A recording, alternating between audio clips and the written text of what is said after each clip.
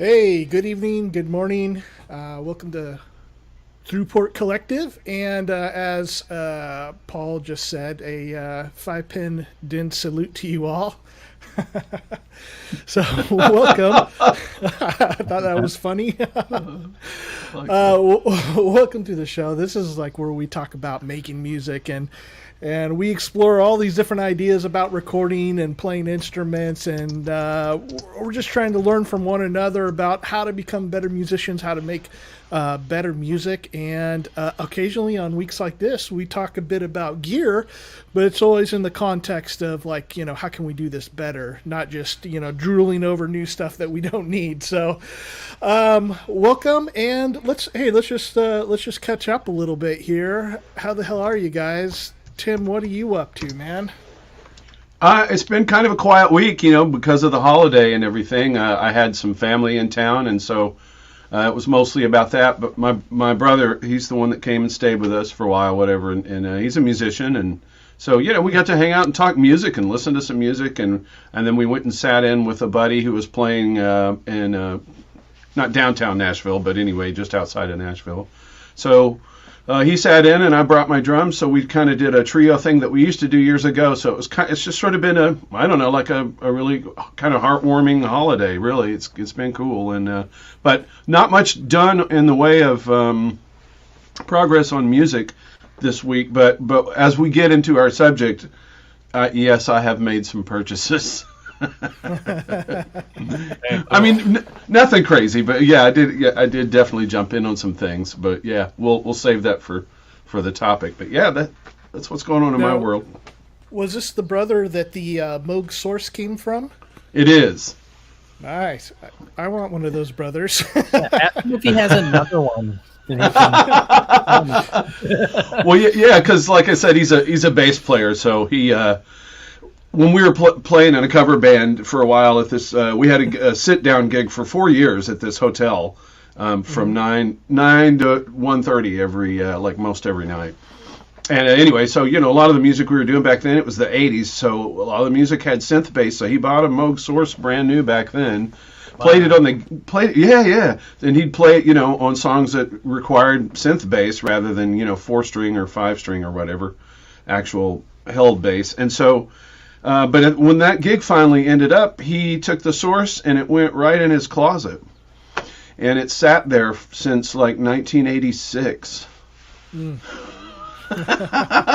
and that, yeah. So I was like in elementary school. Yeah, I know. Well, we've discussed the age difference here for sure, but so like. I was in elementary school. Well, it's I can't remember the serial number. It's like 1,270 something or whatever. I don't know. But it just sat in the closet like forever. And then in about, I don't know, I think it was after I built the studio here in Nashville, so 2003, sometime thereabouts. Anyway, he said, "Hey, do you want it? Because it's just sitting in the closet, and I know how much you love synths." So best brother ever. I know, man. So that's how I ended up with it. That's cool. How you doing, Marshall? I've been good. I didn't do like all my family lives out of state since I moved. I moved away from everyone, so it's just me hanging out with my dog and having a good time, just chilling. And nice. So not a huge amount going on really, other than finish that game trailer track, and I need to get back into the groove of doing some other things. So I've been totally slacking on my YouTube channel, so I need to get something out on that here pretty soon too. So, man, can you tell us a little about? Would this be an okay time to? I'd love to just hear a little bit about how you created this trailer. Oh yeah, the music for the trailer. So, these are some friends of mine.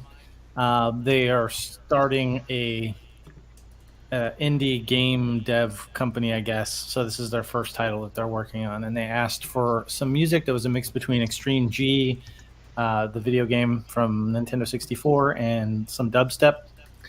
I don't do dubstep really, but what I told them is I can do the extreme G stuff like really good because that's like 90s techno, and I think I'm pretty good at that. And I'll just try and sprinkle in some dubstep type elements. So that's what I gave them. I used my Access Virus TI2. I used quite a bit of plugins on that one actually, because to get the dubstep type elements, I used Massive from Native Instruments, which is just famous for that type of sound. So it's like having the right tool for the right thing. You know what I mean? Yeah, man. Is that the original Massive or the Massive X? No, the original one. Yeah, I don't have the newer one. So, and that's like, gosh, how old is Massive now? 15 years old, something like that? Yeah, maybe so, yeah. I don't know. I got it when I bought Complete, which is when I kind of started my journey back into buying synths, and that would have, that was, I don't know, 7 years ago. Yeah. So I didn't know how long it'd been around. Massive X has got to be at least a few years old now by this point. Yeah. Yeah, exactly. yeah, it is. That's interesting. I'm kind of curious. So, like playing live, I had to kind of cover a lot of styles and get things figured out really quickly. And so when it's come to my own YouTube channel, like it's been fun to explore things and kind of do the same thing. Although it's a little bit more difficult in that, guitar was my main instrument. So if you said, "Hey, you're playing lead guitar, but now you're gonna do reggae, or now you're gonna do some other style I didn't know, country or something," like you got to switch between those styles. At least you're still your main instrument with synthesizer, or well, I should say I love synthesizer, but playing keyboards, that's always been a little bit more difficult. But I've been trying to explore some different styles doing that. When it came to doing the dubstep part of this track, like where do you start with that? Because you got the techno background, and you're like, are you looking for sounds first, or are you thinking about like where the parts are going to be? What's the first go at it? So for me, it was the best way to kind of incorporate some of the dubstep elements. And this is more like the bro step, right? This is like, because traditional dubstep actually has a more reggaeton vibe to it. The more popular dubstep from like Skrillex and some of these other, more mainstream guys, that's more the bro step, and that's kind of what they wanted. They wanted the more popular stuff, obviously. Yeah. And I figured, I can do the best way for me to kind of incorporate that would be to use it in the transition points between the measures. So you go for like 8 bars or 16 bars, and then you have a change. Well, I like to transition into those changes with effects or sweeps or whatever. And so I still did that in this, but I also added these dubstep growls and things like that.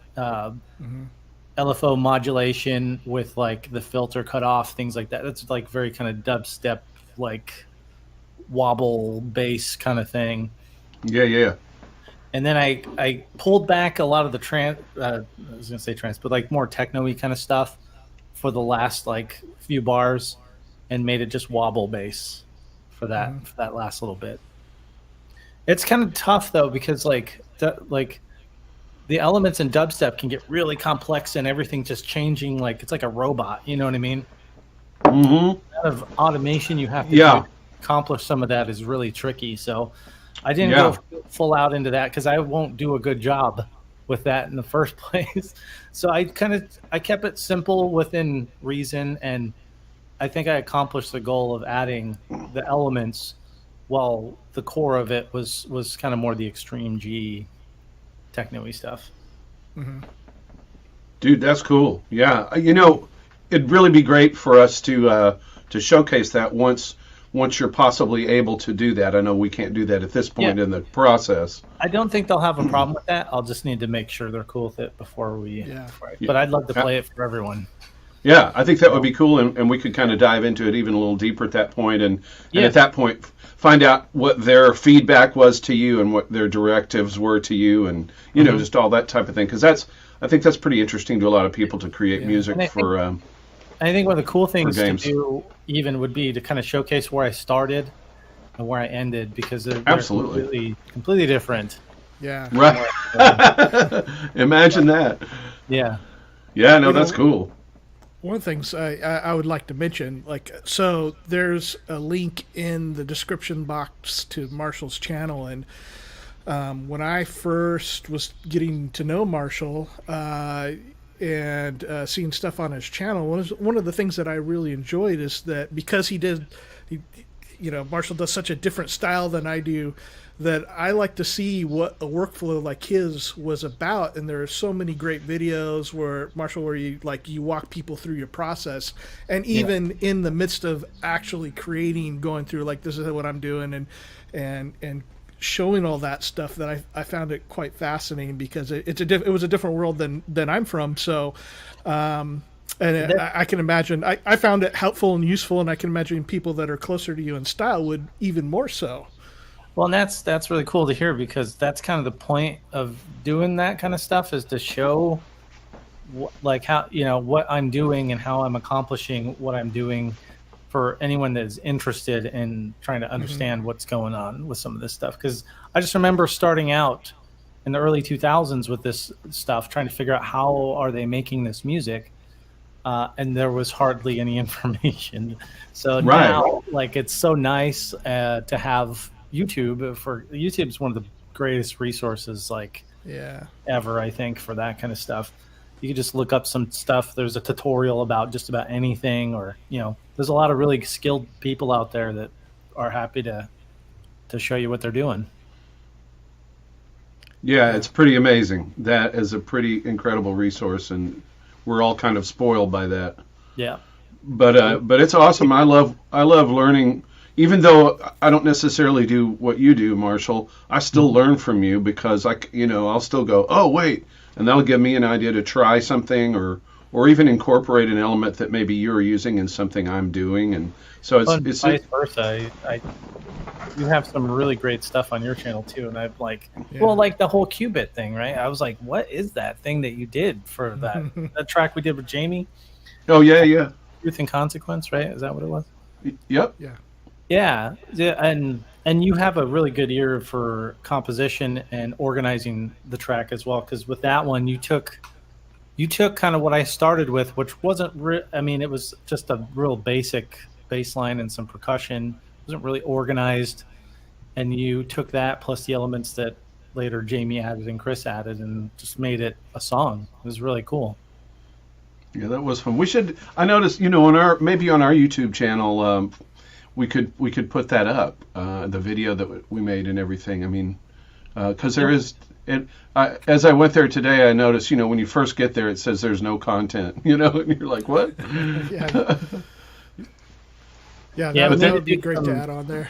We'll need to do some formatting of the front end of the YouTube page, because there's ways that you can, because we do live streams mostly on here. I think that's all we have so far on here. But we can make it where they'll go up on that main page. We just need to add a channel or something for it. Yep. Yeah. And it'd be fun to just put that out there anyway. But yeah. So what about you, Cryss? Your Turkey Day and all that.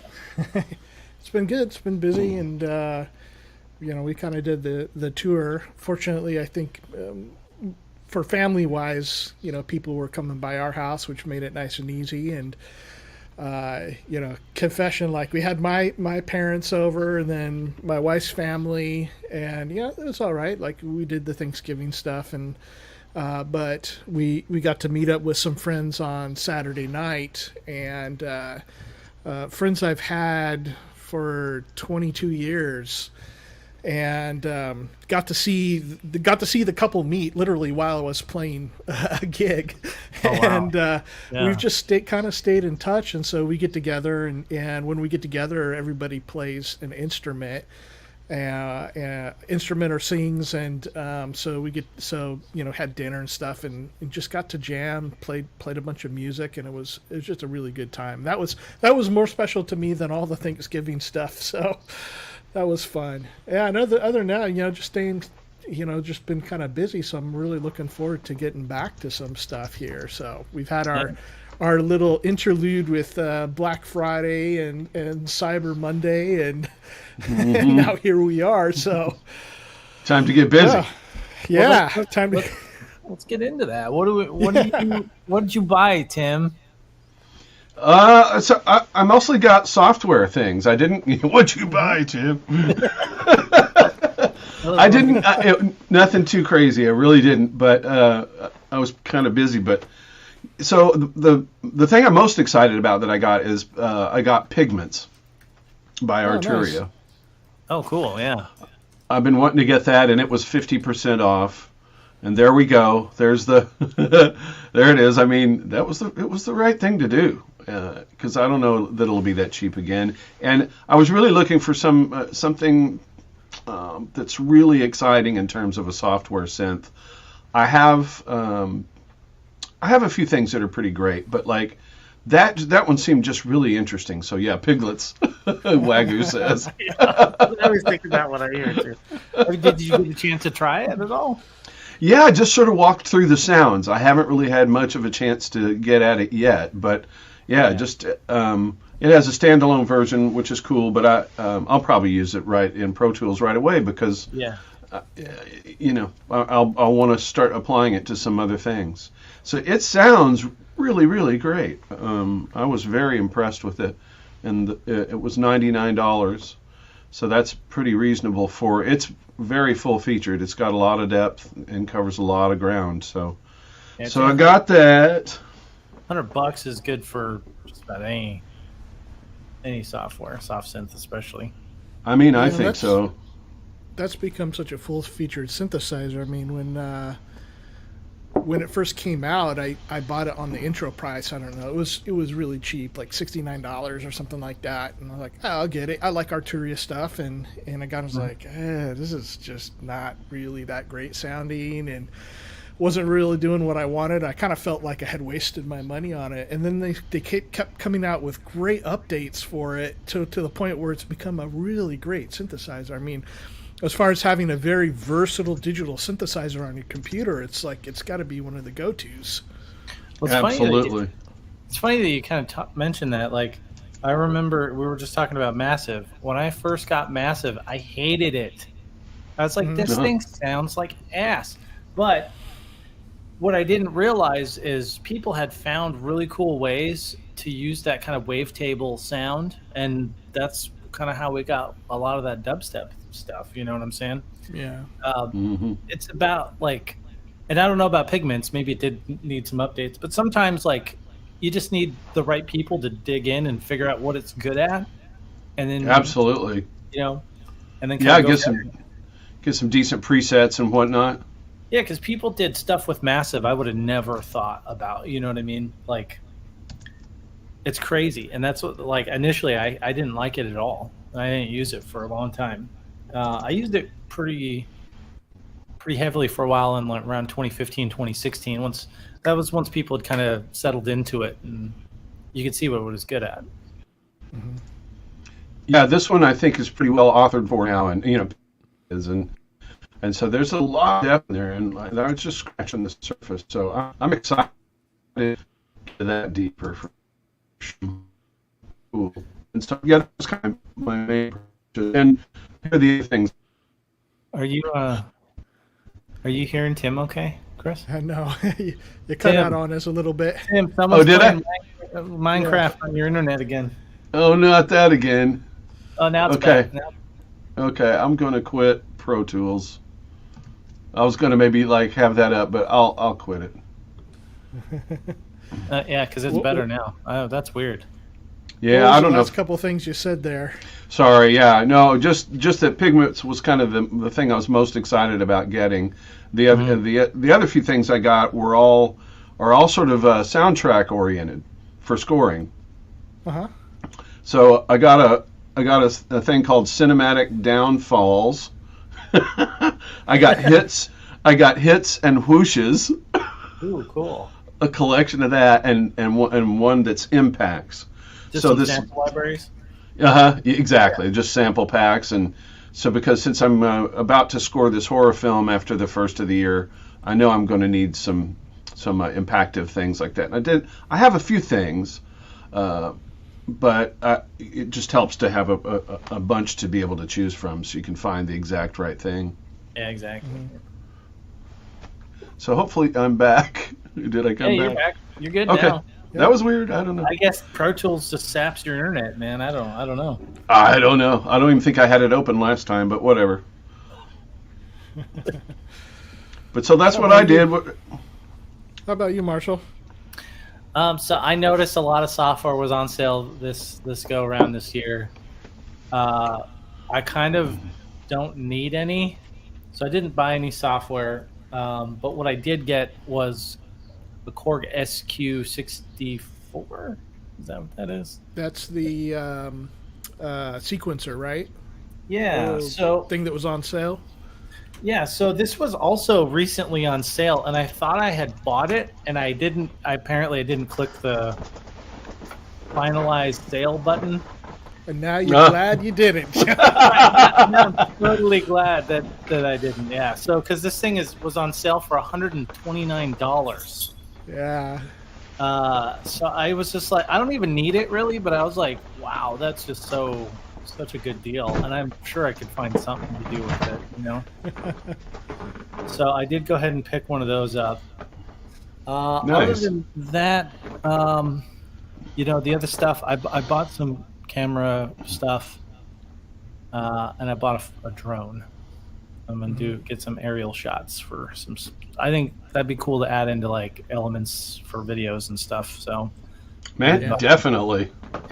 Yeah, and I bought a course to get 107 certified in the United States. If you're gonna do any kind of drone flying, and you're gonna make money on it, you have to get a remote pilot license, basically. Mm-hmm. So, got that. Been studying for that. A lot of it seems to be kind of common sense. So. We'll see, because there's a whole section on reading maps, and we'll see how I do with all that. But yeah, that'd be cool. Yeah, that's awesome. Yeah, I thought about getting I wondered if there was an indoor drone. They have these little FPV drones that are meant to kind of fly inside. I know a lot of realtors use those. Right. But they're a real pain in the ass to control. Mm-hmm. So yeah, I never found one that would work, because I had an idea that I thought it would be cool, instead of having, like, when I do my synth jams and then upload those videos to YouTube, I thought, man, it would be so cool if you could program a little drone to fly around, and like look at what is happening, right? Yeah. But there is no such thing that does exactly that. I mean, that I'm aware of. Some of them will do waypoints, and the drones they have now, they make them pretty small. Because it's like a weight regulation. Like if you're going to be a recreational flyer, if it's under 240 grams, you can fly it pretty much wherever you want. Not wherever you want, obviously, but you can fly it without having to register it or get a license, basically. Right. But those are all GPS. They use GPS to position themselves, and so even if you could do waypoints, it's probably not going to be fine enough to fly around in a house that way, if that makes sense. Yeah, absolutely. It's made for more larger distances, so yeah, that would be cool. If somebody made something that you could, just having like a little flying camera to just program in little shots for, Yeah, I thought that would be really cool, and it would look like a person walking around and doing it, but like it would just be an automated way of doing it. Yeah. But some of those I'm not aware of it. Are interesting when you don't realize that it's a drone because it's doing something that a person would do. Right. My buddy does marketing for like super high-end real estate, like basketball player kind of $10 million home stuff.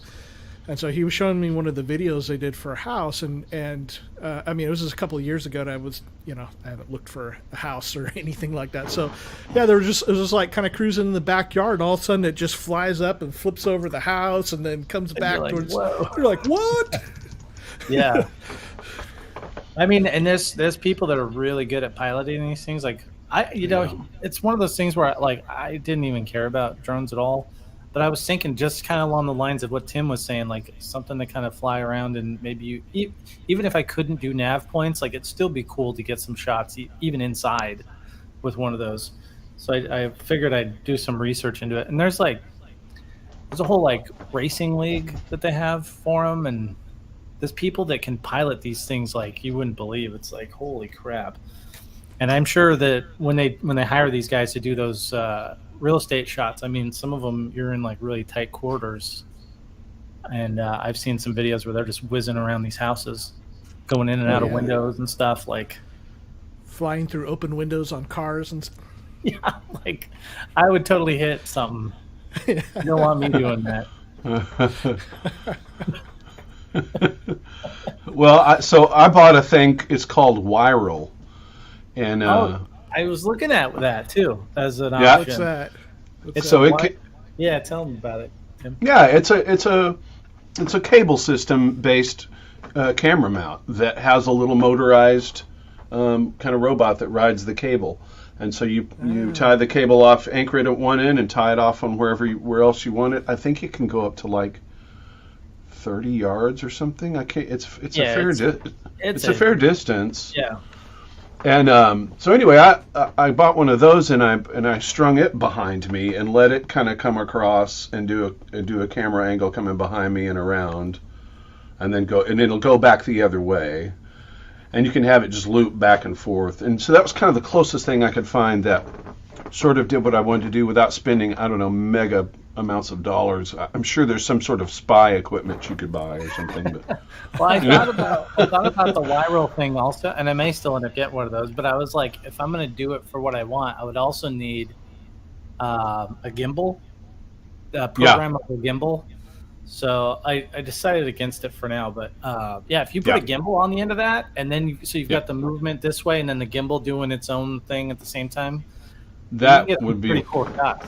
Yeah, that would be more interesting because I only used it on one video. I thought it was cool, but after watching it, I thought this is going to get gimmicky like this. It's going to get gimmicky so fast because it's just the one look every time, and I'm like, I don't know how to, get more variety into that, and that's going to get old. So for now, I've just kind of packed it away. But there's a solution, man. Thank you for that one, the gimbal on there. If it's programmable, man, that would be perfect. Even if it's not, even if it just kind of looked around in a general area, and just did its own moves. I know, like I have one, but it's not. I've got one of the newer Galaxy Ultra phones, S22 Ultras or whatever, and it's huge. So my old gimbal doesn't work with this phone; it's too big.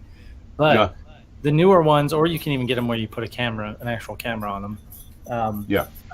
They almost all have that, where you can program in there, and it'll loop a little set of movements that you put in. Yep, that'd be cool. Well, see, now I'm gonna go for that. Yeah, I'm gonna try that. I'm gonna try that. Do it, man. Do it. You guys are so far ahead of me in all the camera stuff. I mean, if you watch any of my videos, like I'm always out of breath because I'm just having to sit there and crank the camera out of screen while talking.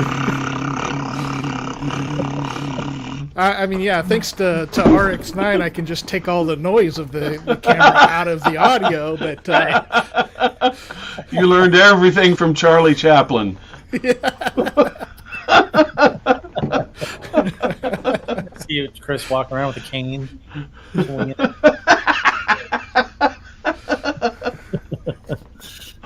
That's excellent. So, what about you, Cryss? What'd you end up picking up this year? So Black Friday, I got just a few like kind of random bits of like I got a couple of extension packs for Easy Drummer. They had a couple that went down really low in price, so got some UK pop, and I'll be able to make some Oasis songs or something. And let's see, the fun one, the like just totally frivolous purchase, which I didn't even make, but I wanted to because its delay was the Cornef Echolef, which is a plug-in version of the what's it called, like Echolet or something like that, vintage tube-powered tape delay unit. And it sounds really cool. It's like a 3-head delay, but then they did all the modeling for the tube circuits in it, and so it's got a tape saturation mode and a tube saturation mode, and those sound really fantastic. Like you just put it into one of those modes that takes the delay out, and you crank it up. And I was using it as an overdrive into another clean virtual amp. And it had a great, like, vintage, like, you just cranked up a small little tweed amp or something. kind of overdrive and distortion to it. So it was really, I think I actually dig that more than the delay. Although the delay sounded really good. So that was my fun purchase. And then I think what would be, I thought was going to be my sensible purchase was I got Piano Tech. And so Piano Tech, I mean, I've got modeled pianos like here and there, like I've got a couple Spitfire things, not real expensive. They're not really super sampled or anything. And just like I think I got some stuff with whatever comes with Complete. So I like kind of the Maverick piano. I think was my favorite one out of that. Noir is pretty decent, but like I just I want something that was a piano that I would get along with. And so when we actually, going back to Truth and Consequences, when we did that track, I did that piano lead on it, and going through all that stuff, what I ended up with was the Arturia Piano V. And so I've been reading about that, and it was built on the Piano Tech technology. And so I went and checked out Piano Tech, and Piano Tech is a completely modeled piano system. And so there's no samples at all. And I thought, well, you know, guitarist, bassist, synthesis, not as much a keyboardist or pianist, but I like to play, and I wanted to have a nice piano. I mean, I like to where a point where I'm at. Like, I don't even have a weighted controller anymore. Gosh, I sold that quite a while ago.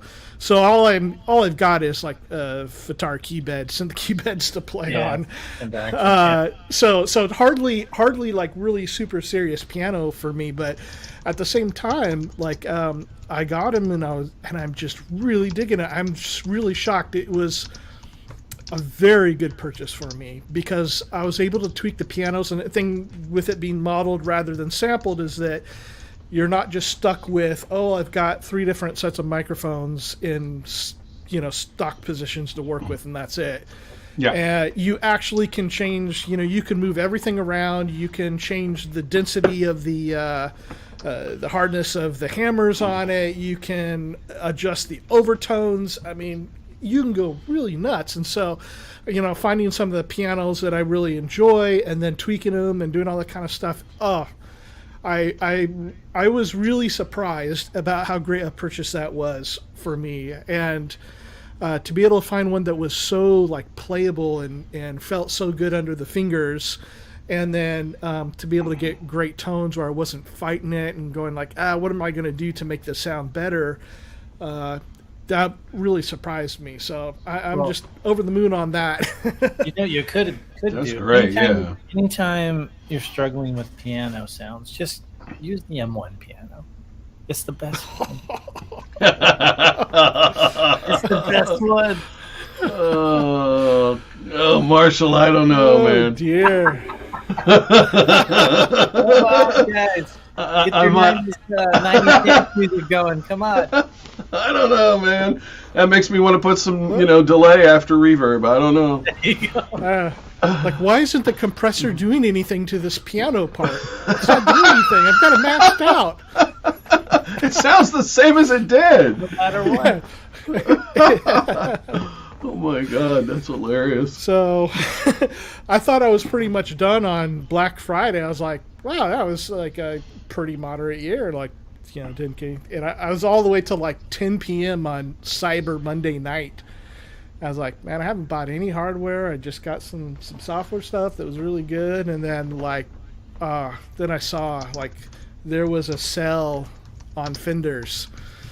And the thing that like I've had on my list, like I make lists so I know what's more important. Like I gotta think through it. Like I don't want to make a rash purchase and get something where there's something better that I should be saving up for instead. So I've got a list of hardware, and I got a list of software, and I go and visit those. One of the things I turned down this year again was a bunch of the Liquid Sonics reverbs. I'm like, I just have other reverbs, and went through and demoed some stuff. Like I don't need this. I don't have to have this.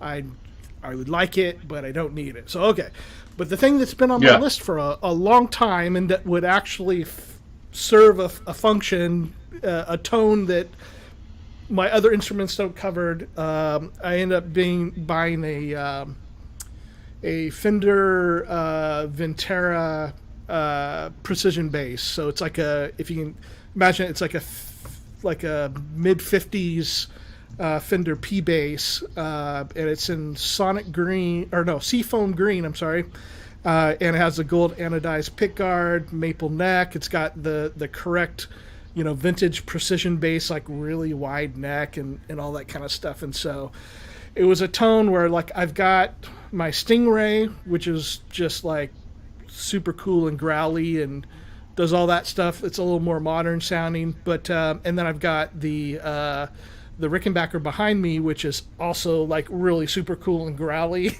but I don't have that kind of like thumpy, fat kind of mid or neck pickup kind of sound. The Rickenbacker, you can try to get a little close to it with its neck pickup, but it's not the same sound. Like if you want to get kind of those James Jamerson type of tones and for kind of 60s retro stuff, I'd been thinking about one of the short scale Mustang basses or precision bass, and I think the precision bass was really what I wanted the most. So when they came and it was like $350 off, I was like, oh damn, I gotta get this. So yeah, that'll be coming in a week or two. I love how Black Friday's like, it's Christmas for adults. I mean, oh yeah, like that's yeah, when I totally. usually get by myself something. Well, not every time, but there's usually something that I end up buying. Obviously, this year, of course, the Oberheim came out a while ago. That's my big purchase of the year. So, but sometimes you'll find good deals on gear. This year, I didn't see that many on gear. Yeah, there wasn't a whole ton of it, was there? But I mean, a lot of software for sure. Yeah. So that's probably how I ended up doing those. But I really need those things. Pigments I could have technically, done without, but half off. And I thought, well, this is supposed to be a really, really great synth, and I've just heard nothing but good things about it. And any little videos I've seen of it, it seemed really cool. So yeah, so I splurged on that. But I'm with you. Yeah. So Not let too much me ask hardware. you guys, how, I felt like this year was a great year. I did buy some stuff, but I didn't buy a ton of stuff. Like last year, I really stocked up on software because of the deals. Like, I don't want to pay more for it later in the year, so I just stocked up. And then when it got to Christmas and people gave me money and stuff, I'm like, nah, I'll just put it back. That'll help pay for it. But as far as like over time, like, how would you say your gear purchasing has changed over the lifetime of you being a musician? I would say I'm a little more focused in what I get now. When I started buying a lot of stuff, I didn't know what was good, really. I didn't know what I needed. And that's part of the issue, is being in a bubble back in those days. Like, none of my friends did this stuff. I don't really know anyone that did it. I watched a lot of Sonic State back then. This was like 2007-ish. So I kind of took some cues. Did Nick have hair? No, he didn't have hair. But they had a great little web series called Top 20 Greatest Synths of All Time Ever or something. It was kind of a cheeky thing, all Britishy, but they counted down these like most epic synths of all time kind of thing. And I learned a lot from that, actually, because I didn't know like what was good or what was bad or any of that stuff. So I kind of got a little bit of a footing thanks to those guys in the hardware space. But then I just started buying stuff, and over time I kind of figured out what I liked and what I didn't like. Some stuff I sold and then rebought again because I realized that I did like it. Some stuff I got rid of and never bought again. But now these days I've got such a large collection. It's almost like, do I really need to buy something again? Like, there are things that are 100% like the Oberheim, the Sequential Prophet 10. Those things are like modern reissues of classics that you're not going to get otherwise. So I think having those is a good thing. The 2600. But other than that, like really my focus is I really only want a couple more synths that I can think of at the moment, unless anything else amazing happens and Roland makes a Jupiter 8 or something, like a real one. Yeah, I don't have a long list anymore is kind of the issue at this point, which is good. I mean, honestly, it means I have plenty of stuff. So out of curiosity, I mean, what's left on that list? I'd like to know what you're eyeing. Yeah, so I am eyeing a Kurzweil 2500X. That's like that. Like I want one of those really bad. I want to get a Moog Voyager. A Nord Wave 2. Those are kind of the three that I have that I'm like, these I want to get for sure. I share the Voyager craving. Yeah. Well, that would be cool. I'd rather have that than one of the new Model Ds myself. Yeah, well, and since I've already got a reissue Model D, I'm good there. But they don't sound the same, really. Like, they're kind of different. Right. And the Voyager is cool because it's got presets and some other things. But I should have bought one during the pandemic because they were going for pretty cheap compared to what they are now. So I'm kind of kicking myself because I almost did it back then. I almost bought one this weekend on Reverb, but I stopped myself. I was like, I need to wait until my Oberheim is. I've got some money paid back from that, but yeah, that's probably going to happen sooner than later too. So. Oh man! Every time I watch one of Brian's videos, Get So Many Music, man, he does the solos on the Voyager. I'm like, oh damn! They, a few years ago they were pretty cheap, and I was like, I couldn't justify it though. I like now same thing, Marshall. Like, kicking myself. I wish I would have gotten one while I could have. Yeah. Not now. And now the hope of Moog reissuing it is dashed for me because I'm like, well, if they wanted 5,000 for a mini Moog, what's a Voyager going to be? 8,000? Oh, that's a good point. Well, and there's that company, Airman's. I can't remember the name of it. They always have like a couple of new in-box ones still, but they price them at like, I think they're like $12,000 now. Oh yeah, Armin's. Like a brand new. Yeah, Armin's, is that what they're called? Yeah, I think that's what they always have like the most ridiculous prices on the new. I'm like, if you were reasonable, I would have bought one, but I'm not going to pay $12K for one. I'll wait till I can get one for like $3,000 or $3,500 around there. Like that's kind of sweet spot for that, I think. I found out that one of my favorite synth solos of all time was done on a Voyager, and that was from crap. Man, it's just the porcupine tree guy. What's his name? Where he somebody knows in the chat there, but I think it was Ray Barbieri played on. I think the track's called like Regret Number 9. Steven Wilson. Yes, that's it. Thank you. And so there's a song that's got this. It's just really cool like prog rock, and then it has two solos. It like kind of segues into almost a second track in it.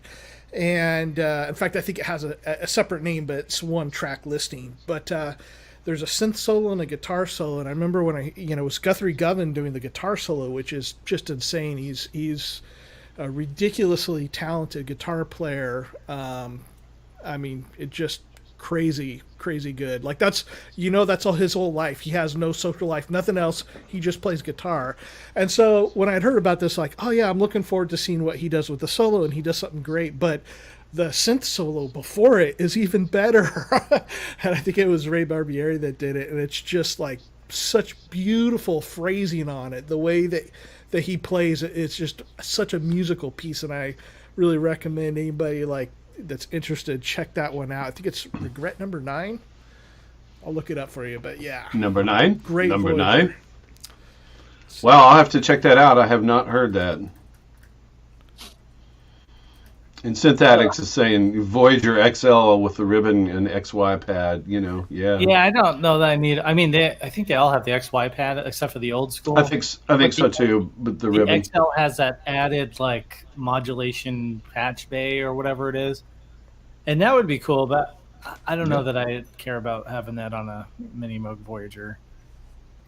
Plus, I think they sold those also as attachments that you could buy and add on to a regular Voyager as well. Oh, that's interesting. Well, I wish they would replace the pitch and mod wheels with little strips. So that I could destroy it with an axe, like. Yeah, just to hear you go on and on about it, it'd be amusing. Why would they do that? I don't get why they put that on these things, man. I just don't get it. That's amazing. It's futuristic. No, it's terrible. You can't even. Look, I just got to put my own comment on the screen. Woo! Yeah, hey, there you go, Steven Wilson. Loving me some me. Middle of the album, Home Invasion and Regret Number 9, and it's that second part that has the solos in it, and both solos are definitely worth checking out. Yeah, I will check that out. That sounds cool. Absolutely. Oh, so back to our question of how has your purchasing changed over the years? Yeah, Tim, what's up? Oh, for me, well, it's changed a lot. It's changed a whole lot. And Marshall, I love the point that you made about, at first, you're kind of buying a little bit blindly some things, and you're just trying to figure out how to get to the sound that's in your head, basically. And I know you had a very specific goal that you were going after, and I've had more of a broader, I don't know, like I go for less of a focused kind of thing, but nonetheless, you do find out what you like and what works and what doesn't and what's a good piece of gear and what isn't, and it's hard to know that a lot of times. So I just thought that was a great point. And that's definitely affected me too. But for me, like the single biggest thing is I used to buy way more drums than I bought synths. In fact, I wasn't even buying synthesizers for a long time. So my buying has changed so much in terms of the last, I guess maybe 2016 is when I started really kind of jumping back into buying some synths. And so I have bought 2 drum sets in the last 6 years, but that's unusual because I normally would have done more than that, and then the synthesizer thing, that's such a different thing for me. So it's my buying has really changed in terms of I get a little more excited now about what kind of synth is out there almost than I do about a drum set, which is kind of new ground for me. I mean, I've always loved synthesis and synthesizers, but that's a little bit like, who am I becoming? So it is a little bit of a different thing there. So that's been the biggest change in terms of what I would want and kind of lust after and what I would buy and what gets me excited. But that's a pretty radical change, really, to go from drums to all of a sudden, I'm more interested in keyboards, So I am curious, Tim, when you started getting into keyboards, what was, how did you decide what to go with, what to start with, or what was your process with that back then? Yeah, that's interesting. Well, I mean, drums were just a little more exciting to me. I loved the thrill of beating on something. I mean, just the primalness of it, and I just always liked that, and the energy that you have to expend to be a good drummer, and especially to try to be a great drummer, which of course I tried to be, and still try to be.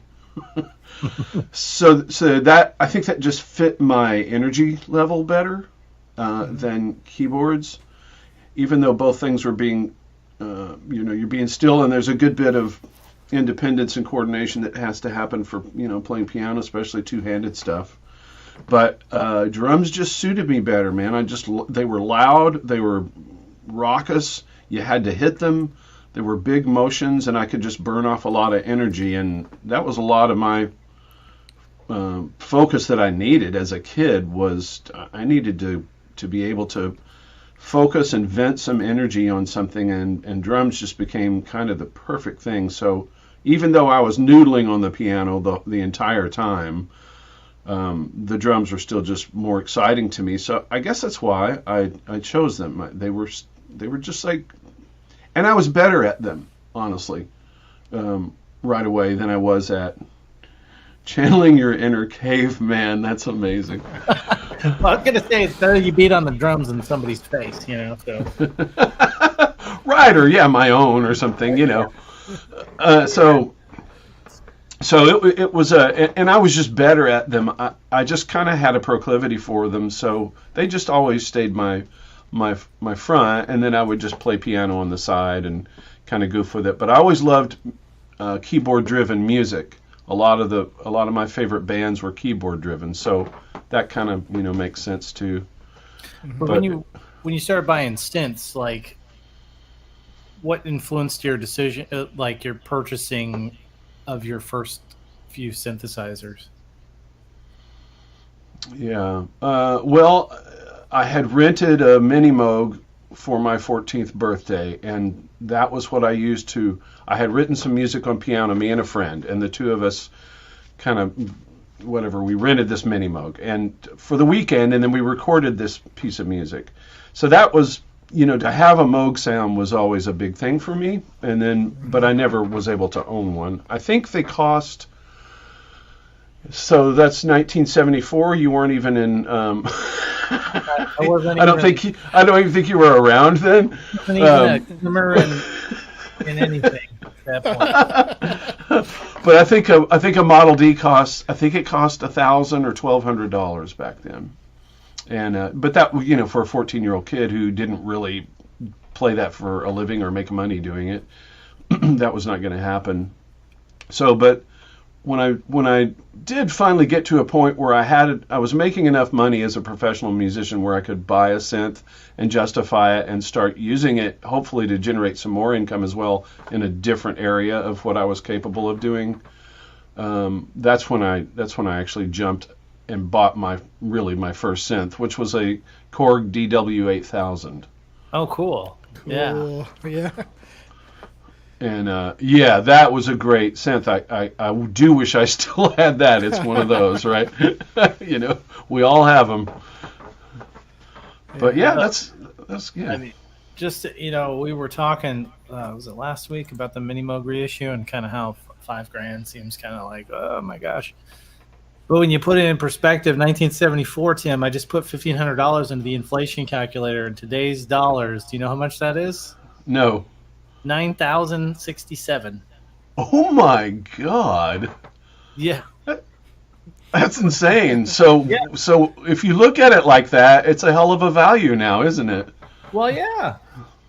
I mean, getting a Model D for $49.99 is like, wow, that's half price. You just need to get yourself a paper route now. Right. Well, yes, I do. I mean, a really big one. What was the minimum wage in 74? Like $2, probably, something like that, or less. I bet. Yeah. I mean, Yeah. I don't know. Yeah. Whatever. Yeah. When I had a mini bike, gas was like 32 cents a gallon. So there you go.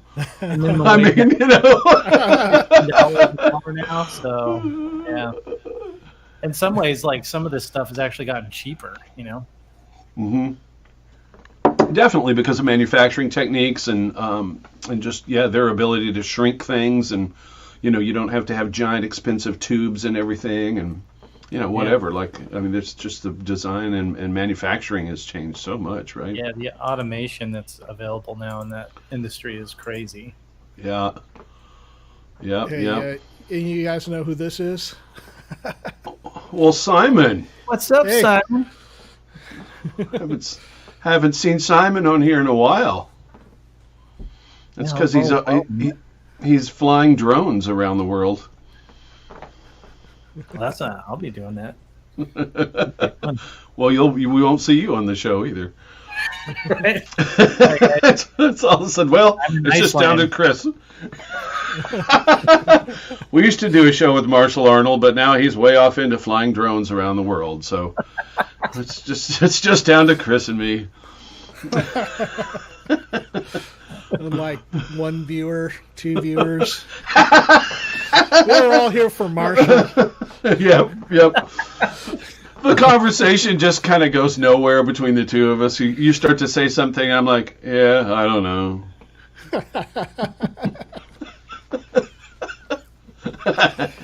Oh man. Yeah, so I would say, like, as far as like how my purchasing has changed over the years, I would really kind of be a combination of both of your answers. I think in the beginning, again, the same thing was like it was harder to find out stuff. I mean, when you didn't have the internet, and the people that I knew at school that played guitar, like, they didn't really care a whole lot about gear. One guy had like an Ovation, the plastic back acoustic guitars, so he didn't care about electric guitar stuff at all. And there was a few other people, but again, they didn't really care. And I remember once the internet really started, getting into people's homes, like, man, if I got a few minutes to go over to somebody's house, and I remember, like, I mean, by the mid '90s or something, at least I knew quite a bit about guitar stuff, but trying to find information about synthesizers because I didn't know anybody that really played, and the people that did played all played like Marshall's Corgan 1 piano sounds, and so like, nobody played real synthesizer. So I remember, and like, everyone sold all their stuff back then to get M1s because they loved it. I know. I don't even know what the search engine. I was gonna say I Googled, but like I didn't Google's before Google. So somehow I found those like chat boards and stuff, and I was trying to look up like what was used on, Welcome to the Machine or Lucky Man, and songs like that. Like trying to find out some of that stuff. But in the beginning days, it was just like from day one, like I wanted to try stuff and I wanted sounds and different things, and I was. Would get all the free pamphlets from the music store and like just stare at them for hours and hours, flipping through the same stuff over and over and over. And then once, really, it was about the time I got a guitar. Actually a little before that, I was starting to work, after school jobs and stuff. And so, trying to save up money for those things that I wanted. And it really started kind of slow with big purchases, which I think was a good thing because I saved up and bought a nice Strat and an amp, and after that a Paul Reed Smith, and not spending a ton of money on like just frivolous things. And so that was good. And then over the years, it's like I just wanted to experience and taste all these different flavors, and pedals ended up being a really great way to do that. I'd buy like vintage Fender amps when they were dirt cheap in those years, like in the early 90s or mid 90s even too, like just buy up lots of blackface amps and, fix them up and whatever. But yeah, it was always like more like the pedals and things and trying things out and buying and like just cycling through stuff, not really ever happy, rarely finding something that was really, truly great. And that really, I think, took over for quite a long time. And of course, like a lot of my gear acquisitions was because I would get stuff and fix it and sell it. And so occasionally I would keep things that were, really great sounding and, things like that. So as time went on, some of the focus changed, and I mean, was able to, get Logic and didn't really need to do too much in the way of plugins for quite a while, because I would just use the stock DAW plugins, like, oh, this has got a reverb in here, let me see if I can tweak it. And I still remember buying some of my first plugins, which was I think it was like Sample Tank, which was a Mellotron from IK Multimedia, and Ubermod by Valhalla. That was quite a while ago. It's like one of their first plugins. But it was, that habit and that kind of cycle continued, and it really hasn't been until the last few years I started really trying to discover it. And one of the things that kind of set me on a different course was all of a sudden, like, I'd had synthesizers and different synthesizers over the years, but it was not a main focus. Kind of like what you were saying, Tim, like, for me, it was the guitar that was really the exciting thing, but I really had the secret kind of in the closet love for synthesizers, but I just didn't know anybody that was into that stuff. And so I didn't really dive into it. And then in the teens, when, I was like, I really want to figure this out and, start getting the synthesizers and really do something about it and start buying hardware for it. That's it. Really took my focus off of buying the latest and greatest guitar equipment. Like, man, I would be cycling through overdrive pedals because this would be like, 1 or 2% better than the last one that I had. And you're going through this ridiculous cycle of this stuff, and it was fun, and I enjoyed it. But I was like, I spend too much time, like, thinking about, what's the next thing? What's the next thing? What's the next thing? And so when synthesizer kind of threw a monkey wrench into that, and I'm like, now I want synth stuff, and I can't buy both.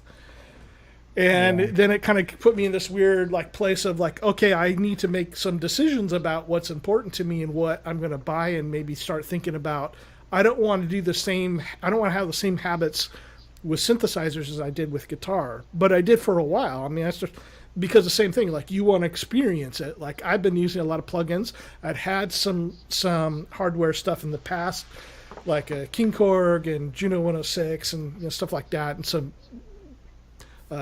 digital piano and things like. But you just want to try. You had a King Korg? Yeah. I heard that thing's got like a really great sound engine, but it's kind of a pain program. Yeah, I thought it sounded great. I still do, and it was a virtual analog, but it had their what are they called, like DWGS, their waves in there. Oh, so yeah. it kind of felt like you took a DW8000 and kind of mixed it with a virtual analog. And it sounded great. I mean, it's not the most like, this is supposed to sound like a Prophet or an Oberheim or something. It was ish, but it had a great tone to it. I loved it. In fact, the year that I bought it, I went to the NAMM show, and they had like the Prophet 12 there.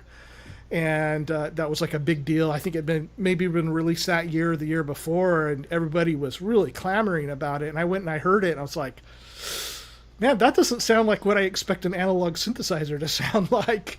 And then I heard the King Korg. I was listening to the King Korg, like, this I could probably work with.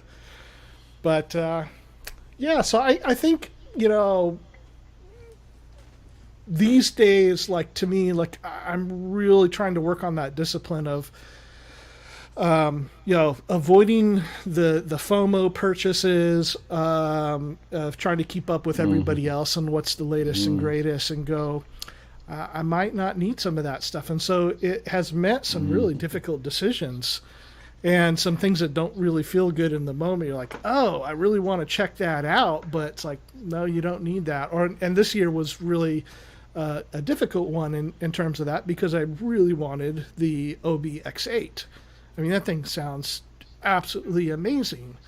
And to have one in here for whatever it was, 5 or 6 weeks, I think, was absolutely incredible. It's a joy to work with. And it just, the sound, the resonance, all that kind of stuff. And I've got like serious gas for it. But then when it comes down to it, and when I'm sitting and I'm thinking in my rational mind, and I'm working on that discipline, and I know I'm working on it, I'm like, I know, and I already had told my wife, I said, I've got to have one of these. I don't know when, but I just have to have one. And she knew, and she's like, what about that one that you're going to buy? And like, I know. And then it's just, at some point, I'm just like, I've got an OB6, and I've got soft synths that kind of are in that vein. I'm like, and it helps they have a buddy that owns one, so I could borrow it too. So yeah. True. But you get in that mode where you just want to have it with you, and you want to use it all the time. But it's like, I don't need it, though. That's a tough thing. Yeah. Yeah, you're tougher than I am. I usually cave. I absolutely caved in this case. I mean, I had played in so many bands, where, they had like an OBX or an OBXA or something, the keyboard player did. Yeah. And so, like, it's just like, and all the songs that were out then, there's just, so there's that tug as well. Like, there's a Yeah. sentimental tug to it as well. And they know they got us folks by the balls, because, because they're like, oh yeah, they probably have a little bit of money now, older, have a little bit of money maybe to disposable income, and also they're just going to Jones for that. So that kind of got me both ways. It just sounds so great. So yeah, I couldn't. I definitely got sucked into that one. But it's the kind of thing where I have zero regret. Like that synth, the OBX8 will always be an amazing synth. It will never be a bad investment. It will always be awesome. Yeah. I tell you, like when I was first, trying to search for what was used on these famous songs, and like, actually not Van Halen's Jump, I was looking for the title track 1984 and what was used on Rush songs, and to find out those classic Oberheims. Man, that was Mini Moog was probably the first synth I wanted, and then an OBX or OBXA was the second one that I ever wanted, and that was one of those key things. And I think if maybe I had started getting into synthesizers right now, like, and I didn't have the things that I have now, like maybe I would do some things differently. But at this point, it's like I'm having a hard time justifying it. I'm driving kind of an older car to sacrifice to get other things, and that's all right. Absolutely. And I'll keep driving that as long as I could. But I don't blame you guys at all for like getting one, because it's really an amazing synthesizer. Well, yeah, and also you don't know, like, you don't know how long they're going to make them, because when they came out with the Mini Moog reissue, the first one, the 2016 one, I didn't hear or see anything that it was going to be a limited thing, and I put it off. And just by chance, I happened to get one towards the end of that run. But I had no idea they weren't going to keep making. I thought they were just going to keep making them for a few years at least, But so that's the other thing. Like, eventually, they're going to not make that anymore, and they'll make something else, And but then at least it's, you're talking about Oberheim sequential Focusrite family and not Moog. Because right, with Moog, like I'd be scared. Like, I can't wait for this if I really had to have that Mini Moog reissue, because you don't know how long that's going to last. But at least with the sequential Oberheim stuff, it's like there's a good chance that they'll be making those for quite a while. In fact, probably the bigger obstacle as far as buying this one now would be like, do I want one of the ones that they're going to make in a few years from now? How is this going to stack up against the Matrix that they're going to make, or are they going to do another original Oberheim design? It's like, maybe. Yeah, I don't know. Not with Moog. I'd be scared. Yeah, or Roland, like, because Roland doesn't make. I mean, there's some things that they still make to this day, kind of like Korg too, right? Korg still makes the micro Korg, and I think that's the best-selling synth of all time in terms of numbers. Right? I think they're so. still making that thing. I think they said they made something like 300,000 DX7s. And the micro Korg's got to be many times that. It's got to be way more than that. I can't even imagine how. Yeah, it's still like one of the top-selling synths too. If you check the charts and stuff, like, it's up there usually, like at least in the top 10. Yeah. Which is crazy, because I don't know anyone that has one. Yeah, I don't either. But I mean, almost every band there for a while, they had one. Yeah, Their keyboard player. I thought I needed one too, like back in the day, but I ended up getting an MS-2000, which is kind of the same thing. I think it's the same engine that's in that, and then of course the Radius.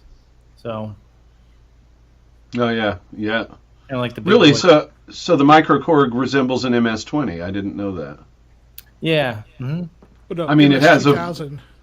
Sorry, MS-2000. Yeah. Sorry. Okay. Yeah. Gotcha. Yeah, because I was going to say, wait a minute. Well, and it's got like a vocoder in it, right? So that's cool. I mean. Yeah, it's got a vocoder. I mean, it's a good all-around kind of Swiss Army knife of a synth. Yeah. But with the Roland stuff, they tend to stop making stuff after a few years. So, like with them, like especially so they start doing the boutique stuff, and a lot of those are limited. Right? I think the 909s are like going for like over $600 now. The TR09. It's Really? just yeah, it's just That's crazy. nuts. Yeah. Mm-mm. I find that kind of odd, being that you could get an analog Behringer for less, like Yeah, but half the price. they don't Right. sound exactly the same. Mm. So there are some differences, and the biggest one for me, anyways, is that snare. Uh-huh. That snare does not sound the same on the Behringer as it does on the TR09 or yeah, I don't have an original 909, but you know that sound. It's a very distinct sound, and they get close on the Behringer, but it's not the same.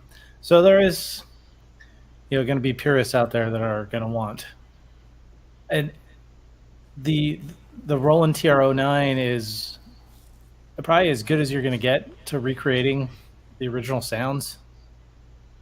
Other than a sample pack. But with the Right. sample pack, you don't have the ability to adjust the things as they need to be done. There's also some tricks, like when you're running your hi-hats and you're doing your closed hi-hat with an open hi-hat in between. When you do that, like the tail of the open hi-hat gets cut off by the closed hi-hat. And so it's a very certain way that it sounds when you program on one of those versus just running samples. So yeah, but I think that's part of the reason why that thing's still going for a lot of money. But it's weird because the 808, maybe the 808 is still available, but was looking at, I was just kind of wanting to see if any of those things had creeped up in price at all. And the 808 is still kind of around the $300 mark, which is weird because I thought that would have been a more popular one than the 909. The one that I really actually almost bought was the TR8S. Yeah, Yep. same here. Th- that really, I almost jumped in there. Because I had bought, I had one of the original 808s, and that was $1,000 unit back then too. But I bought that because that was like kind of my bridge to between synthesis and playing drums, Mm-hmm. way back when, and of course I could write it off, so I got one. But the way they've handled the TR8S, it seems really cool to me, and you can put a few samples in there, and it does have a lot of cool options, and it looks like performatively it's pretty cool, because that would be important to me. But instead of doing that, I bought Machine Plus, which I don't know. Jury's out still. Well, I've got a TR8S, and it is pretty cool. Yeah. Okay. There you go. It's a lot more full feature. I mean, the problem with the boutiques is you get little 1/8" jacks on them. Yeah. Like, if you want to get multi-channel out of them, you either have to record them one at a time or run it through USB by combining your audio interface, and then you add additional latency. And Yeah. so the TR8S is a better buy in some regard because you've got at least full-size 1/8" or 1/4" outputs, and you can multi-track a lot easier that way. So, and that's one thing that's nice about the Behringer one. And the Behringer one is nice, and it does sound pretty good. But the TR8S is even better because it's got all those different drum machines in it, plus like other stuff. You know what I mean? Yeah. And you can add your own stuff to it. Right. So let me ask you guys another question here. Like, when it comes to making gear purchases, again, especially in light of just going through Black Friday and Cyber Monday, what are the criteria that you are using to make purchases? Because we don't have infinite money to buy everything that we want. So what are the considerations that you guys take into account when making a decision to buy a piece of gear? Like for those days, or just in general? Yeah, I mean, just in general. I mean, like, we just went through like a big sale period, but just in general, like anytime you're like deciding to buy some gear, whether it be between two pieces of gear or whether to add just a piece of gear to your existing setup, what criteria are you using? Well, that's an interesting question because for me, it's going to change. It'll be different probably almost every time. I have to sit down and make a decision like that. Like right now, if I was, I mentioned the 3 cents that I kind of have my eye on. It would literally come down to which one's the better deal at the moment, because I know I want to pick up all 3 eventually. But let's say like I found a good deal on a Nord Wave 2 and a really good deal on the Voyager. I'd pick the Voyager probably first, just because I know that's going to be a harder one probably to get down the road. Yeah. Yeah. So, Well, and that's this kind of the same thing I did with my Rocky Strat, because I saw them pop up within, I don't know, 20 minutes or something of them being posted. And I'm like, oh my gosh, this is what I've wanted for 30 years. It's a limited edition. And so the amount of time that it took, it wasn't exorbitantly expensive to buy it new. But, within 4 hours, they had doubled in price. right. And so if I hadn't bought it, I wouldn't have bought it. I couldn't have bought it after that. It would have been out of my range. I couldn't justify it. But I kind of had the same thought of like, and that was at the time when I was really like getting, thinking about purchasing the OBX8. And I'm thinking like, there's nothing that can get in the way of this purchase. There's only one thing that could get in the way of that, and that's a Rocky Strat. And I was like, oh my gosh, there it is. Yeah. That's the other thing. Like if something pops up, and this would always happen to me actually, that same exact thing, where I'd be like, oh, I kind of want a Dave Smith, Prophet 08. I remember I wanted one of those for a long time, but then something would come out, something new, Moog 1, whatever. Or like when I got the Alesis and Andromeda A6, I got that thing for like $3,500. I don't know how much. I think they're going for well over that now, but it's like I'd never seen one that cheap before in good shape, so I snatched that bad boy right up. So Hey, did somebody just start kind of copying that? I think there's an Andromeda copy, it's an A6, right? Isn't that what it's called? yeah, I think somebody out there is like trying to build something that's like a clone. Oh, are they? That's interesting. Yeah. I should have made a better note of that when I was just out there, surfing around. I think somebody did. Sorry, off topic, but The Andromeda copy is called Moog 1. I mean, it's funny though because it kind of it. I mean, the Andromeda A6 has 16 outputs, so you can multi-track your Andromeda if you want. that is cool. I mean, yeah, and it does a lot. It's a 16 voice analog synthesizer with digital effects, so it's kind of, I mean, in a way, the Moog 1 is very similar in that regard. I think the Moog 1 would be a lot closer to the Andromeda than the Memory Moog. Like, people wanted it to be a new Memory Moog, and like, that's not what it's going for at all. No, yeah, I'm glad it's I would not. have said it would have been closer to an Andromeda. Yeah, I'm glad it's not a Memory Moog clone or reissue or whatever. I kind of think it's weird that they put it in the Memory Moog chassis though, or a look-alike kind of like that, but it's more of a Poly Moog. Well, I mean, the Polymoogs had a lot different architecture though. That was a divide down. So Well, in that sense, it would be close. It would be closer to a Memory Moog than a Polymoog. Yeah, I guess so. Did you see some of the alternate takes? So that some of the alternate designs for the Moog 1 chassis. No. They're really cool. Again, names escape me. I got Well, if you find those, we gotta post those Axel Hartman. We gotta post those on the Facebook group. Man. Axel Hartman. I Yeah. got to talk to him, and that was a really interesting conversation. But they had, I don't know, a year and a half ago, maybe he had posted like what some of his other designs were. And, they're interesting. One was like a little more modern looking, and another very similar to this, but like darker woods. Very cool though. Yeah, if you find that, Marshall, let's pop it up. I'm trying to find it. Yeah, it looks like did he do some?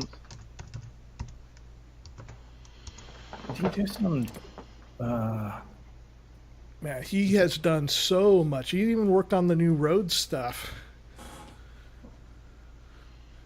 Yeah, I wouldn't mind having one of those either.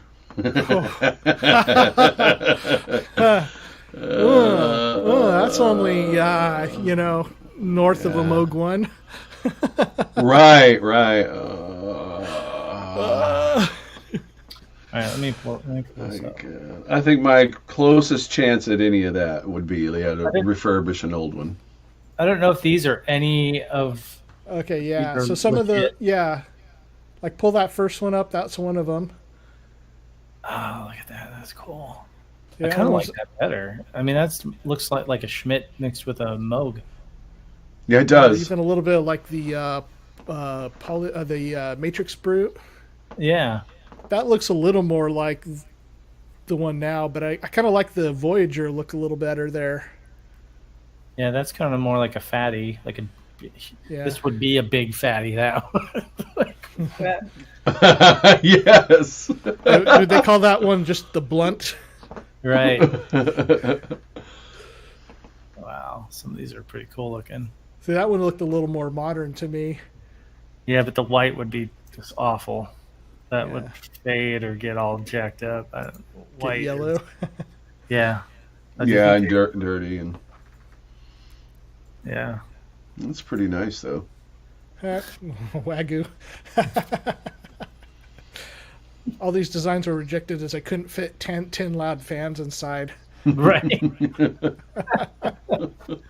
Well, I'm curious if anyone's ever taken one apart. I've disassembled like the wheel assembly. So I had to get to any of the guts in that, it's all from the bottom. Mhm. If it was more like a traditional synth, I probably would have peeked in there by now, but I'm not going to take that. It costs way too much money. If I Well, mess that there's up. so much online Right. showing the insides already. I mean, they had Oh, are just there? like they're doing with the Mini Moog that they had those assembly videos that they were running. It'd be like, I don't know, 4 hours of somebody assembling a Moog 1. Yeah, but you don't really get to see what's in there on those. Yeah, I would love to just tear into mine, but it's the 7th one ever made, and I'm not going to ruin it. So we should do it to yours, Chris. Let's open that bad boy up. Hey man, there's no KT88s in there or TL072s or anything. Well, it would be cool, load some DOS on there, or Linux, and play some Doom on the screen. I think that'd be neat. We should do that. To yours, Alright. Chris. So Tim, Let's get away from this subject, he says. criteria, like how do you make what are the kind of decisions that you make? Like what's the guidelines, the parameters that you use? Should you buy this thing or should you not? Yeah. Well, I mean, I think I typically have two modes, pretty typically, and one is that is just like turning me on. I want that. Sometimes I fall prey to that, and it's okay though. Like, this just looks cool. I don't know about it. I'm probably jumping too soon, and I won't do a ton of research. But if I hear it and it looks cool to me, and I can afford it, and I feel like I'll use it, I'll jump.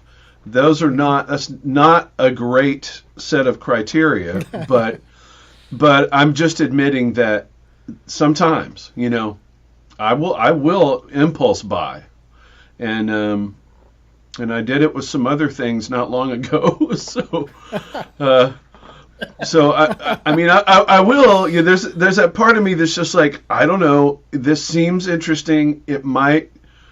If I feel like I'm a little bored with what I have or something, then I'll be like, I'm just going to try this. I can always return it or whatever else. So literally, I think impulse buying is one of the modes that I fall into that would have to come under the heading of it's a criteria for me, I think. But it's not really like the thought out one, obviously. but I do end up doing it sometimes, and I have a suspicion that everyone does to some extent. Yeah, my Matrix Brute was 100% an impulse buy. I walked into a Guitar Center to get cables or something, and lo and behold, every time I'm in there, I would walk to the back in the pro audio just to see if they had anything, because most of the time they don't have anything anymore. I walk back there, guess what they have? This beautiful Matrix Brute sitting there, and I'm like, I start playing on it. I'm like, yeah, I'll take it. I think I asked the guy for a discount too, so I got a little bit of a deal on it. But walked out of the store with it and wasn't planning on spending that much money that day. But it Did happened. you still remember? Did you still remember to get the cables? I did. Yeah. I mean, I basically got the cables for free with the discount. They gave me. There you go. That's how you look at that. And my other, I guess, the measured criteria that I use is basically what is missing out of my setup, and that just comes from playing and hitting impasses and then wanting to get over them and not really having that piece of gear. So then the other part of me is very measured and considerate, because I want to find the right thing and what am I missing, and that's going to take some research and a little bit of pullback. So really, it would be those two ways. I think sometimes I do get caught doing the impulse thing, but most of the time, it's like, what am I missing, and what looks good out there, and it does depend on what's available at the moment. Sometimes, if I feel like you guys are talking about in terms of the Oberheim or what piece of gear is going to stick around? Are they going to make it again? Do I need to kind of buy it almost as insurance that if I wait for 4 years, I won't be able to get it? Mm-hmm. So some of that plays into my thinking too. Yeah, sure. Like, I don't know if it's like I need to grab one now because I don't know how much longer they're going to be around. And that adds value to it, to me. If I feel like it's something that I really do want and it may not be around for a while. But I guess, basically, that's it. I'm trying to think about, what is my criteria. Otherwise, it's mostly out of need. Like, there's something I'm trying to do about the music I'm wanting to create, and I'm not able to get there. And what would that be? But pigments, for me, when I bought pigments, the criteria I used for that was the street cred that it had is supposed to sound fantastic. I hadn't bought a software synth in a long time because I've been buying hardware and Eurorack stuff, and spending a fair amount of money buying hardware. And so I wanted something that was inspirational for in the box work, because I don't just do DAWless stuff, DAWless creation. So that was definitely a criteria for that. I was like, that's exciting. It seems cool. It's on sale. So yeah. How much do you listen to demos, or do you ever demo software yourself? I have demoed software myself. I'm not a big fan of that, but I will go out and listen to other people's reviews and just maybe hear some music that's been created with it. And that's very important. I've been sold on pieces of gear strictly through that. Like that'll be the moment of decision. Okay, this is incredible. That looks amazing. It sounds amazing, and that's based on strictly based on a YouTube demo or review or absolutely. Those are really influential to me. So I know that they're smart when they get the right people out there doing it. The companies that build this gear, they're smart. Mm-hmm. Well, they've gotten better at it. I remember getting sucked into the Venom hype from YouTube, and that was the biggest pile of crap I've ever put money into, I think. So how do you think that you missed that it was a pile of crap? Because you don't have one. Sometimes you got to have it in front of you and actually put your hands on it and see what it's like. The sounds on it are pretty cool, but getting into the parameters is just a nightmare, and the thing's basically a giant dongle, because without the software for it, it's almost impossible to really get down into the nuts and bolts of the thing to do proper sound design on it. So, it was a cool idea. I just wish that it would have been implemented a little bit better, if that makes sense. Yeah, and that stuff under the hood, it's kind of hard to know, until you get it right, and then you're like, this is it's not as bad as a DX7, but it's not far off. Well, and just workflow in general. You can watch a number of reviews and demos and whatnot, and still, until your individual hands get on it and start trying to create the thing that you're trying to create, a lot of times you don't know if that's a good fit or not, you know? I remember getting it, though, and being like, I felt like I was deceived. Like, I really, because I really bought that based on some YouTube videos at the time. And yeah, so that's one of the few times I've actually had buyer's remorse for buying something. Yeah. So, question that we're kind of talking about right now, just for anybody who's joining, hey Napalm, is like, what criteria do you use when you make purchases? We just had Black Friday and Cyber Monday, so a lot of purchases have been made, and we're kind of trying to figure out like what's involved in it as far as, you know, how do you make a good decision? And well, these guys clearly just buy on impulse, so don't listen to them. Well, sometimes I try and be diligent, but sometimes you wind up with an M audio venom and you want to just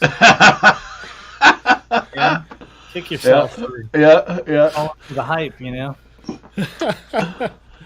You know, sometimes you're just looking for inspiration, and sometimes that comes in the form of just newness. You know, you just take a chance on something. Hey, that looks interesting. Maybe that'll be a breath of fresh air for me. I'm just going to buy that. Right now, I'm just feeling it. I'm buying it. So, you know, sometimes it is. Sometimes, like, I researched the hell out of everything, like, trying to figure it out. And there are times where it just comes down to, you know, do I buy it or do I not? And sometimes you win that gamble, and you're like, this is awesome. I'm so glad I bought this, you know?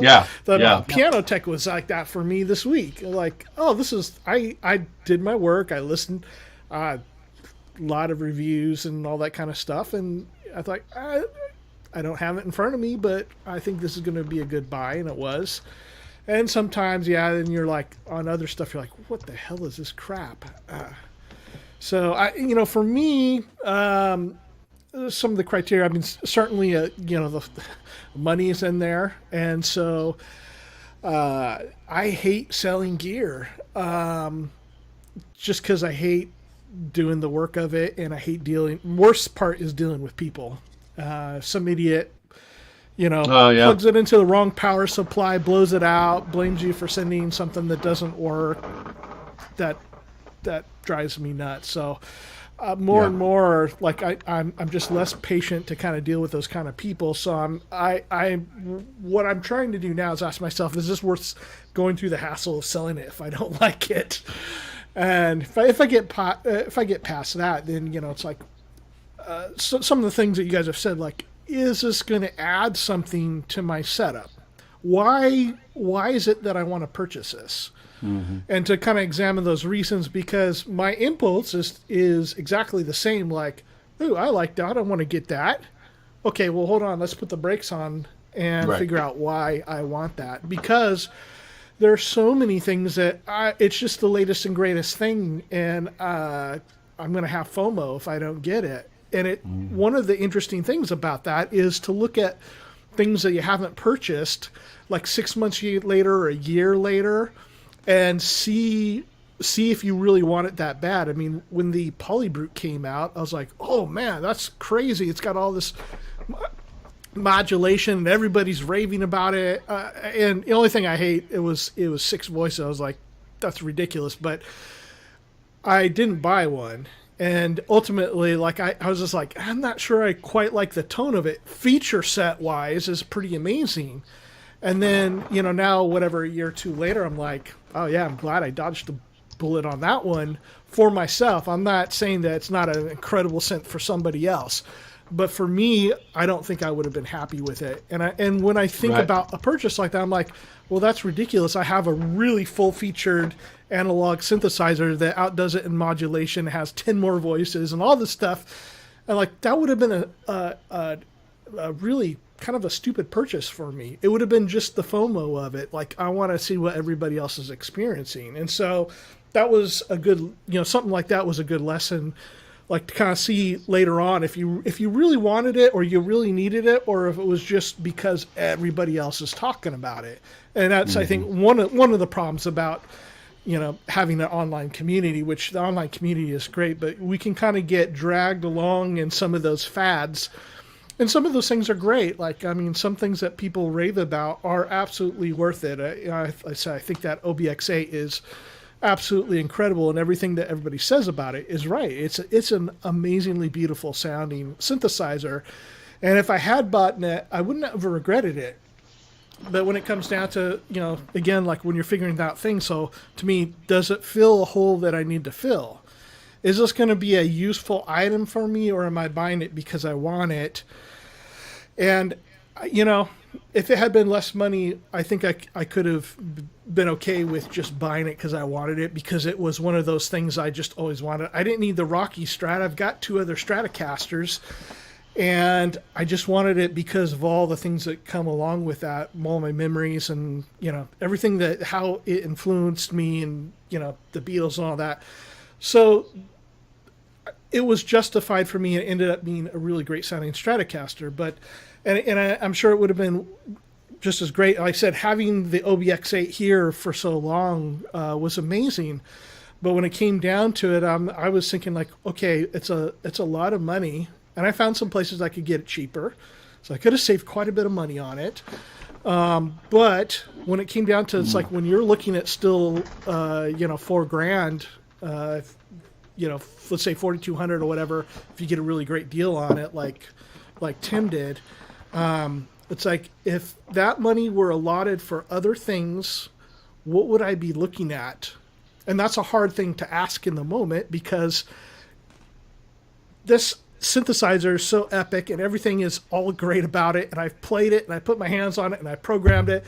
Everything is fantastic about it, and it's really difficult to have that moment where you go, let's compare and let me see rationally, take my emotions out of it, take all my desires out of it, and go, rationally, if I were making this decision for somebody else, if I was having to make the decision for one of you guys or somebody in the chat, like, should I spend my money on this? Here's all the other synthesizers I had, and they had everything that I have.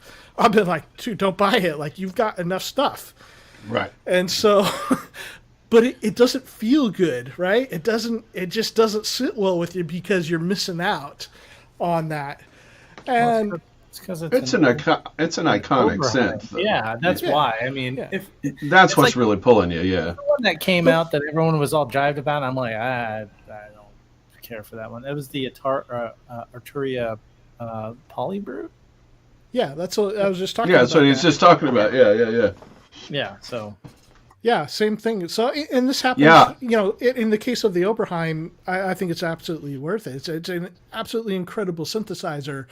Nothing at all wrong with it. It's beautiful. It's my gosh, it's gorgeous sounding, that resonance. But there's a lot of items that I have felt like, oh, I want to have that have not lived up to that standard at all. But in the moment, you're like, oh, I want this thing. And I've bought all sorts of gear, guitars, amps that I thought I really, really wanted, but I didn't really weigh the options so well.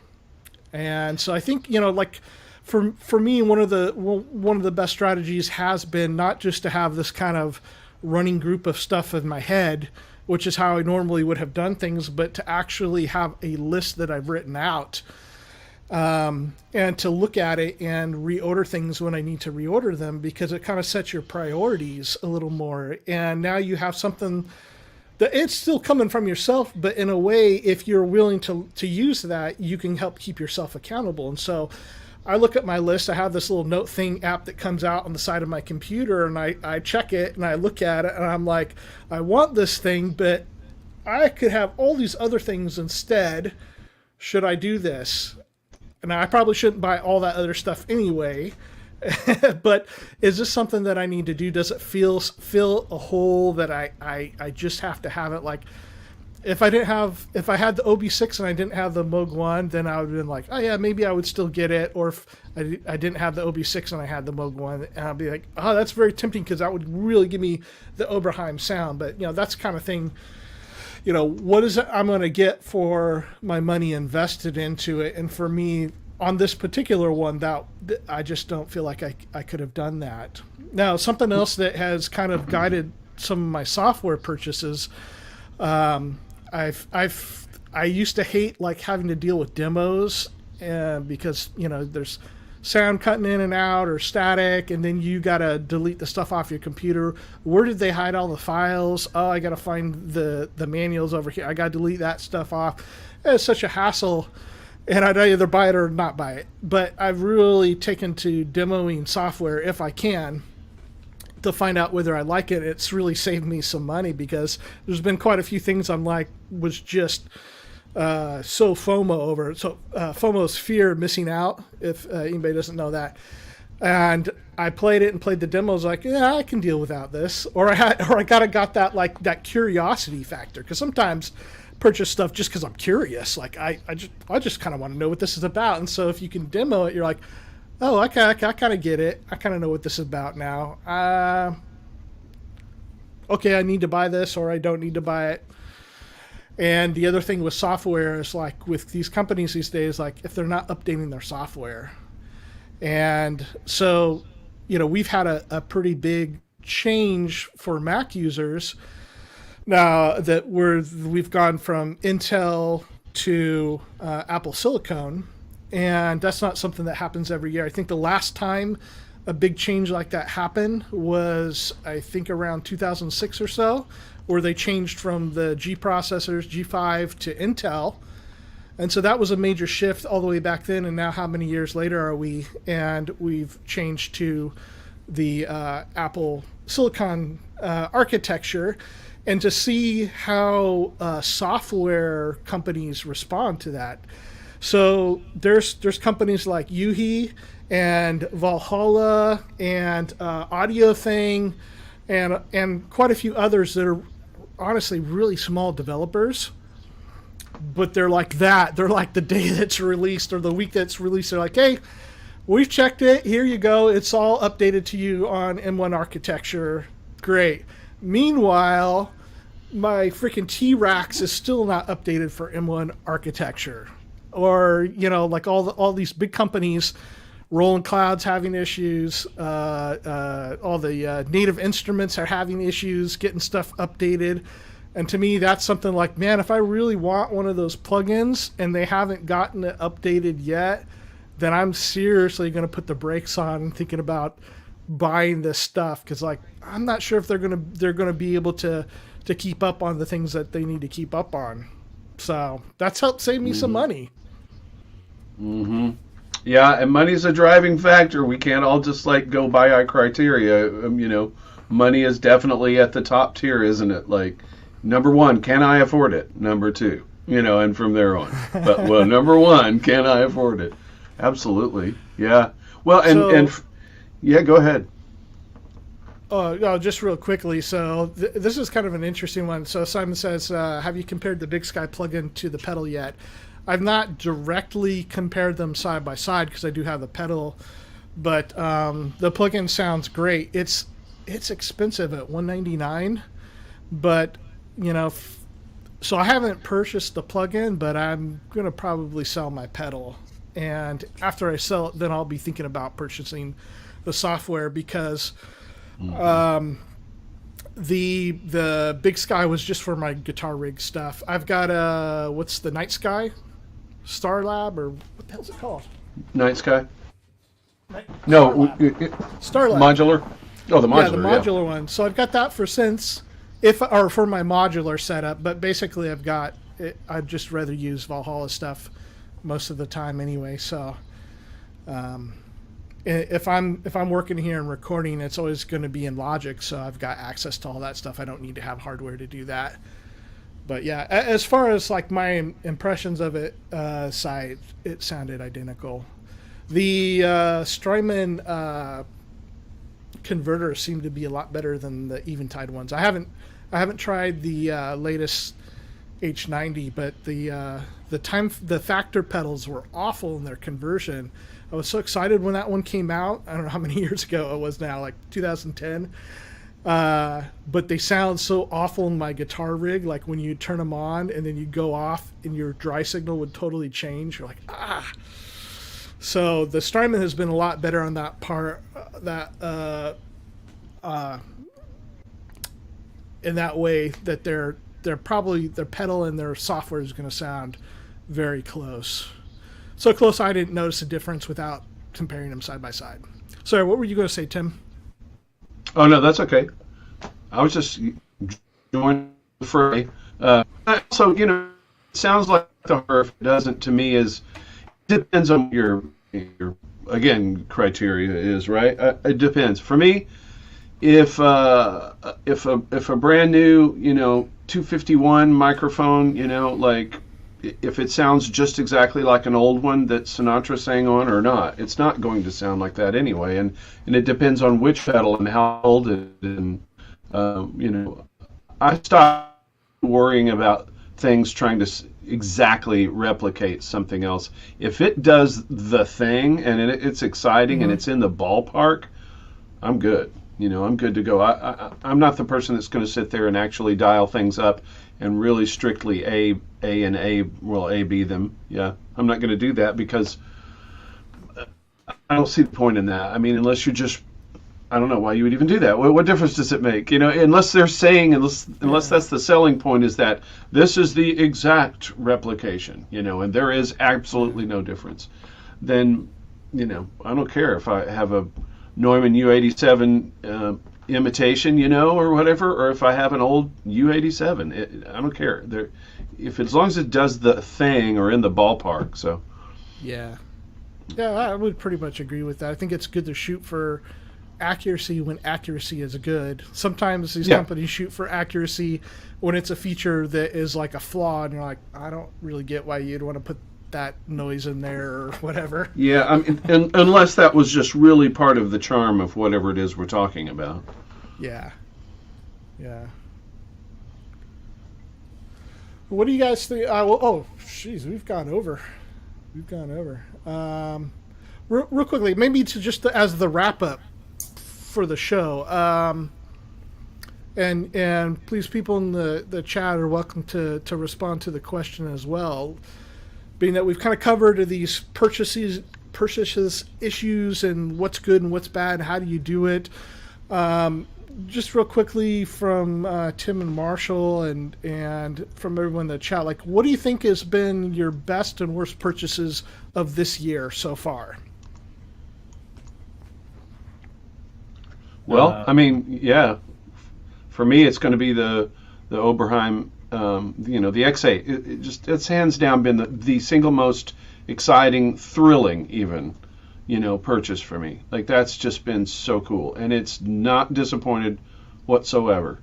And it was also the most risky purchase in a way because it was the single most expensive thing I've bought all year. But that's a quick answer from me. Well, what's been the worst for me? The worst. Wow. It might be some of the modular things that I've bought lately. That is such an unpredictable world. And things are, there's sort of standards. There's some general guidelines for standards.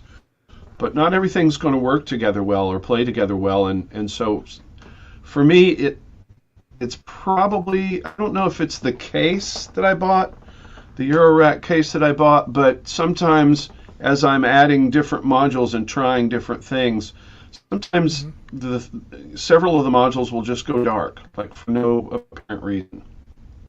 And that kind of thing makes me think this is not a great purchase, but it's a tip-top audio Mantis. Is the Eurorack case. Are you checking on Modular Grid your power requirements so that within a section of the power supply, I think that's got three sections. I don't remember, but you can check. It does have three sections. Yeah, how much current per section that you're using? Because if I do notice that if you get kind of close to where it tops out, like you'll get stuff that's not quite working right. Right. I mean, it's got a pretty generous power supply, but even so, with some of these modules, some of these digital stuff can really take a lot of juice. Yeah. So that's probably so far my least favorite purchase. But yeah, it's not necessarily all its fault for sure. But I have these Roland Eurorack cases, and I've never ever had an issue with them. No matter what I plug in, they rock. They've never had a problem. Doesn't matter. And then this case is very persnickety. So anyway, I mean, it's not like a terrible thing. I really haven't bought anything that just made me think, oh, that's just garbage, Fortunately, because I do typically do some research. But in Eurorack, that's where I can get a little impulsy and go, oh, that looks interesting. And now you're talking about purchases around, $200 to $500, maybe $600. It's not so killer if you make a mistake there, right? But anyway, I don't suppose I've really had anything I didn't like. I'm just questioning that Mantis case. Marshall, how about you? Best and worst of the year? I mean, yeah. So Oberheim OBX8. Worst purchase was the Behringer, the TD3MO, I think is what it was. That thing, I didn't like that thing at all. Yeah, TD3MO.